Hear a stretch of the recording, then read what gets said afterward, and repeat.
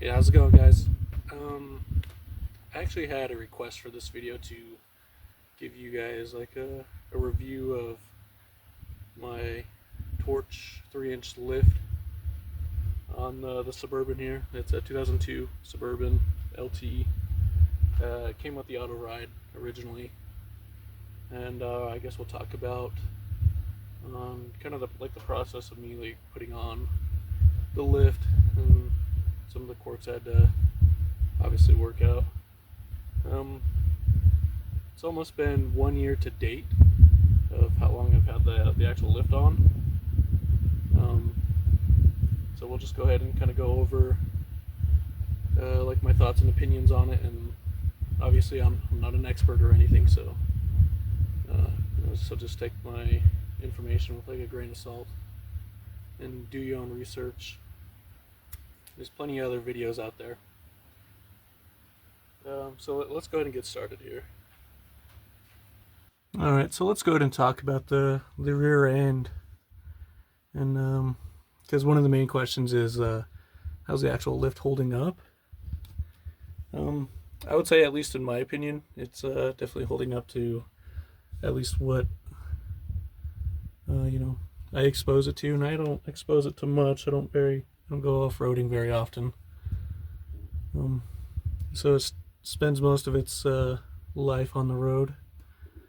The shocks are holding up quite well. I mean, they don't make any noise or anything. They don't seem to be blown out.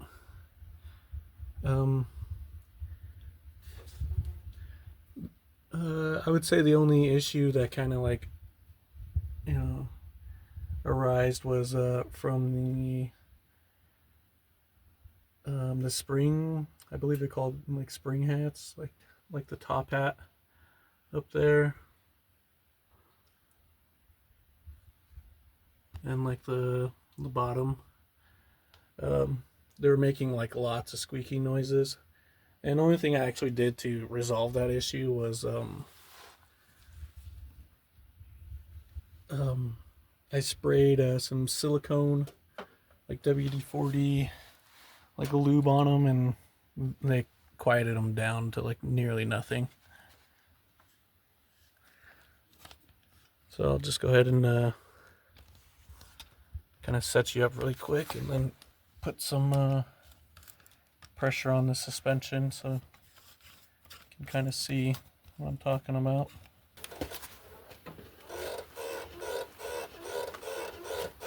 So that's like the only like sound that actually comes from the rear.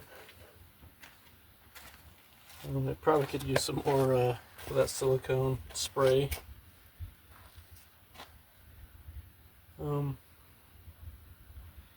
One thing I will say though about the actual installation of the lift itself is that when you're putting in those new spring blocks, like the actual like lift blocks themselves, once you have everything down, definitely take out your stock shocks when you do it, because the lift that I bought came with these shocks. So I removed the shocks and everything, and then did a full droop, and then I actually added so like if I was installing this side, what I ended up doing was on the opposite side I put in a scissor jack, and I actually put it as close to the actual, like to line up with the actual frame and the axle, and then I just fully extended it, so that way it actually gave it enough like downwards pressure so I can actually put in the spring and the block itself. It would have been fine if I was just using the actual stock springs, but since I opted in for getting the Moog springs from other videos I watched, it's supposed to be comparable to a Z71 spring, and since I was getting rid of the air ride, I figured that the spring rate was actually going to be a lot less, so I wanted to get something that would not have the back end droop down. In my other poorly shot videos, I show that it's almost like an inch difference between the spring and like the OE that came with the Suburban.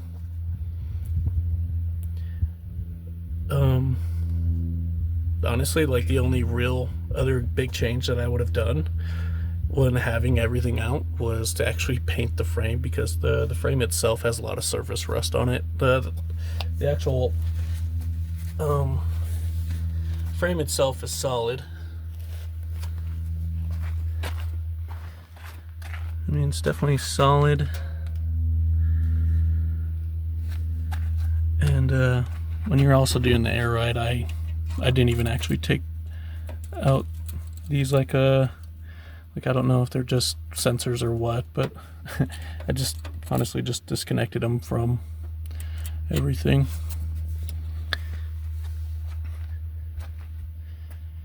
And then we'll go ahead and move up to the front here. The front, I would say, is holding up pretty nice. So like I said, I don't abuse my vehicle at all. Let's see if you can see it. It's like, as you see, like the bushing up top is like perfectly fine. I did get I installed like new control arms. I didn't need to, but I just did it anyways. The front seems to be doing just fine as well, because when I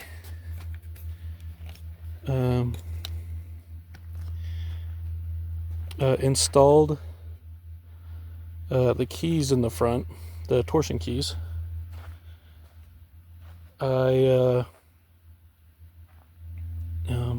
here, just give me a second. I'll climb down there and I'll show you. Alright, so now we're underneath the Suburban here. When I did the torsion keys, the actual like torsion bolt itself,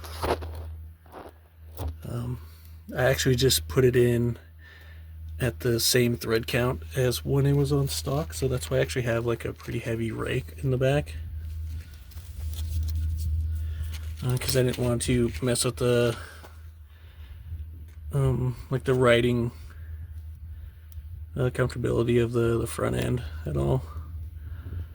One thing in my actual video that I mistakenly did, I mean, it's my own fault, but the actual unload tool that you put around to unload the keys, yeah, definitely make sure that you tighten up the nut on either side to actually make it as close as possible before you start actually putting tension on the key itself. I ended up breaking like the little tab that sits here on the top. It ended up working out anyways, but that's just one thing to keep in mind. And then just give me 1 second here and we'll talk about the fuse. Alright, and then upon actually coming up to the actual fuse box here, one thing I actually wanted to discuss with you was that since my vehicle came with the auto ride, I kind of wanted to go over like what I did. So I talked to a few different people about it, and on how to actually bypass the air ride. And I was given a few different solutions, but I did come across one video that I actually really liked that wasn't jumping any wires or anything like that. It was actually simply just taking out some fuses, and it's this fuse here, the RTD 30 amp fuse, and then also the air 30 amp fuse. And when you actually disconnect these fuses, you want to make sure that the battery is disconnected, and you leave it disconnected for the video I watched, he said, you know, like 10 to 15 minutes, but what I ended up doing was I just disconnected my battery anytime I was working on the vehicle. so that way you don't have any like actual message pop up on your dash. I'll link the video down below of the video I ended up watching, because like I said, you can follow my advice or you can simply just ignore it, or just, if you do follow it, I mean, your results may vary. So, do it at your own risk. I can't stress that more than enough, because I'm just a regular guy just working on my own vehicles, just so I don't have to pay a shop to do it for me and end up losing out on a lot of money.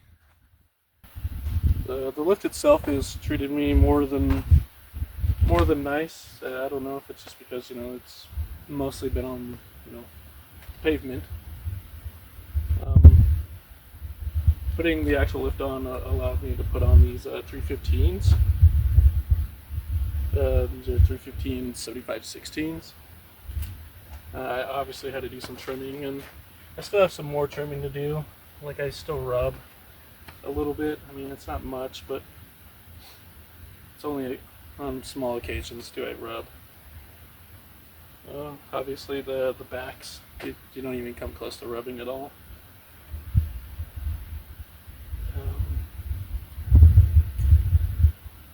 The one thing that I will cover too is that my outer tie rods, I don't know, and also my inner tie rods, it's a mixture of both. I don't know if it was directly in result of putting on the lift, or if it was just the time for those tie rods to go, but my tie rods are definitely needing of replacement. I'll probably have a video on that, I don't know, sometime. I mean, the truck still drives in a straight line, and I don't have any like wobble.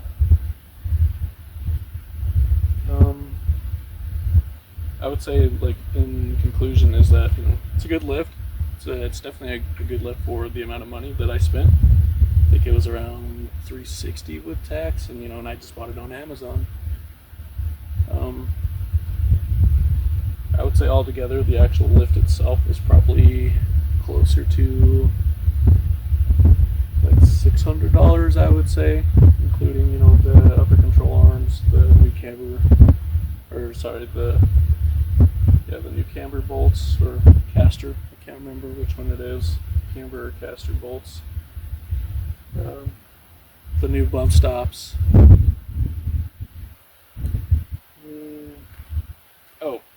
And paying for the alignment too. I also put that in together, all into one. Definitely try to find yourself a shop that's very reputable when you do an alignment, because the shop I went to was